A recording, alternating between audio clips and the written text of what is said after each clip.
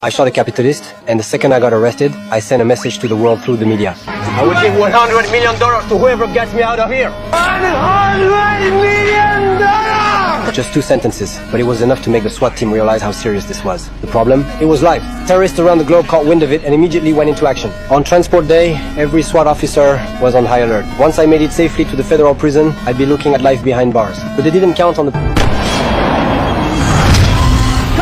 plane losing control. A smile I hadn't felt in years spread across my face. The pilot said one engine could still keep us in the air, but the next second, the second engine got taken out too. The pilot could only wait for the inevitable.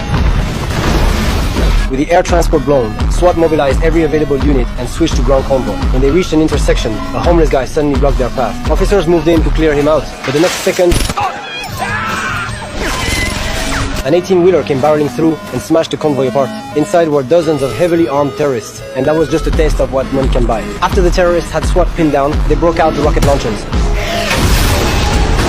In under 2 minutes, these bloodthirsty terrorists turned the street into a war zone. The cops had no choice but to go head-to-head with them, but even with their professional gear, they were no match for these desperate criminals. They finally fought their way to the prison van, only to find a decoy sitting inside. The cops had pulled a diversion. The real me was being quietly transported through a secret tunnel below. During the transport, I suddenly asked the SWAT officer if he made more than $3 grand a month.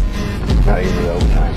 I straight up bumped the reward to 200 million if they let me go. Each of the 3 officers would pocket over 60 million. Just as this officer was holding out against a massive temptation, his partner behind the wheel suddenly stopped the vehicle and put a gun to his head. The other partner decided to join the rescue operation too. At that point, fighting back was pointless. And just like that, he could only watch helplessly as his teammates took me away. By the time SWAT caught up, we were already on a subway heading to the next stop. But this lit a fire under the SWAT team. They quickly deployed heavy forces and surrounded the next subway station. But when they closed in, the massive subway train had mysteriously vanished. They rushed back along the line toward the terminal, only to find the train had stopped running, with nothing left inside but a terrified conductor. After questioning him, they learned the turncoats had already taken me into the sewers. SWAT took the risk and pursued into the unknown. Command discovered that within a 3-kilometer radius, there were over 6,000 sewer exits. As they went deeper, communication signals cut out completely. When everyone was at a loss, one team member spotted a footprint underground. Little did they know, this was a trap the turncoats had set, using a tripwire mine to take out their pursuers. To make sure the SWAT team didn't lose the trail, the turncoats even tossed a smoke grenade to lure them in. When SWAT spotted the smoke, they charged after it without hesitation.